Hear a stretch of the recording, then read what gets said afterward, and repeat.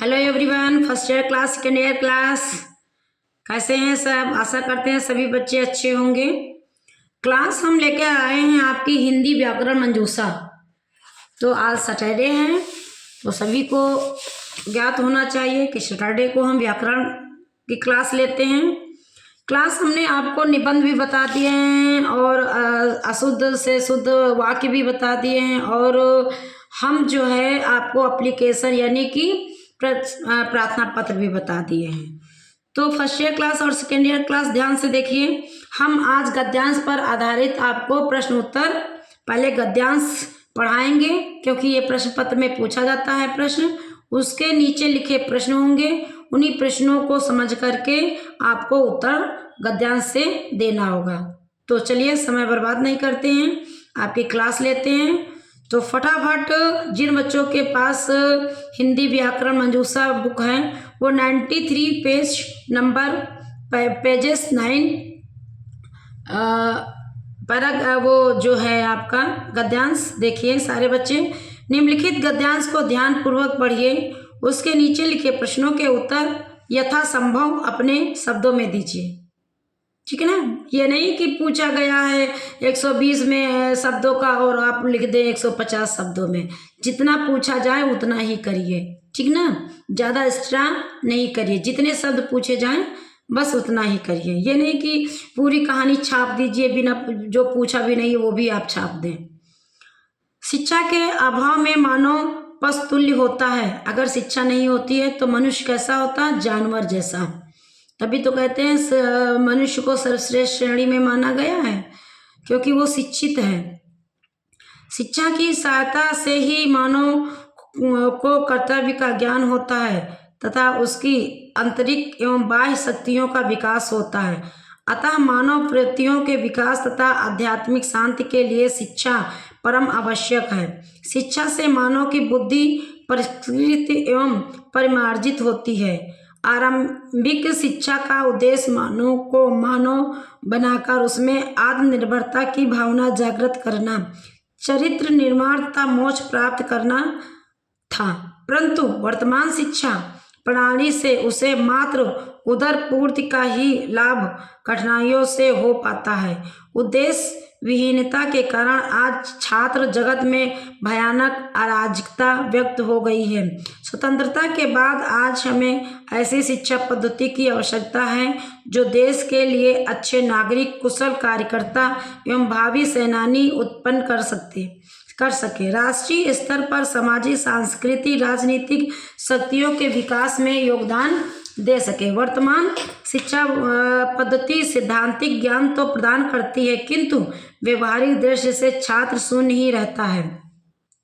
विज्ञान हो या अर्थशास्त्र, साहित्य हो या इतिहास, वास्तविक जीवन में वह ज्ञान शून्य ही दिखाई देता है।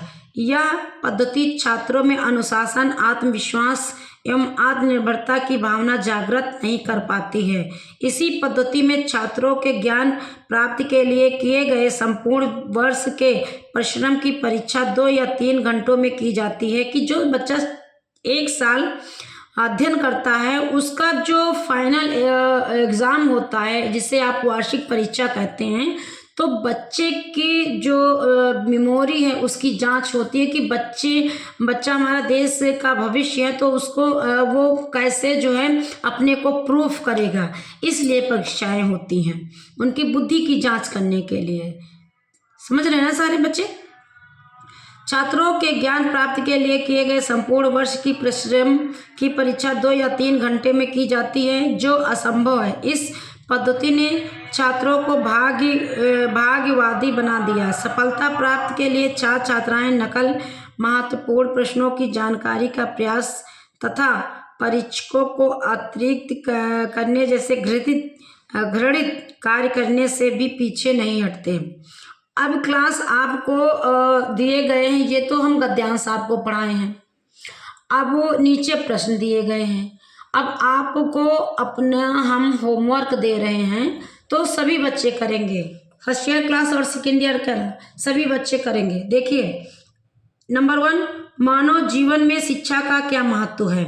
इसका आंसर आप देंगे। ये 3 नंबर के प्रश्न हैं। इसी गद्यांश में आपको मिल जाएंगे। थोड़ा सा आपको दिमाग लगाने का, ज्ञान लगाने की आवश्यकता है।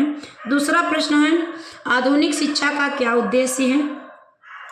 तीसरा प्रश्न है, स्वतंत्रता के पश्चात देश को किस प्रकार की शिक्षा की आवश्यकता है? चौथा प्रश्न है, विज्ञान हो या अर्थशास्त्र, साहित्य हो या इतिहास, वास्तविक जीवन में वह ज्ञान शून्य ही दिखाई देता है।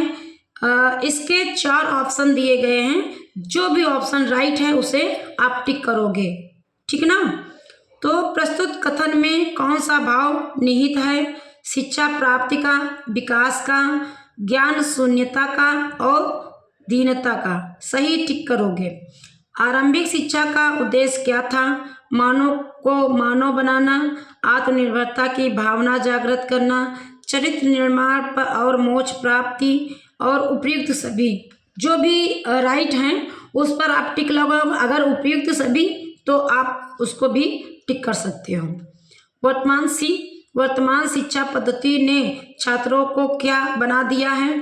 अब इसमें भी ऑप्शन दिया है, प्रयोगवादी, समाजवादी, प्रगतिवादी या भाग्यवादी। जो भी राइट है उसे आप लिखेंगे।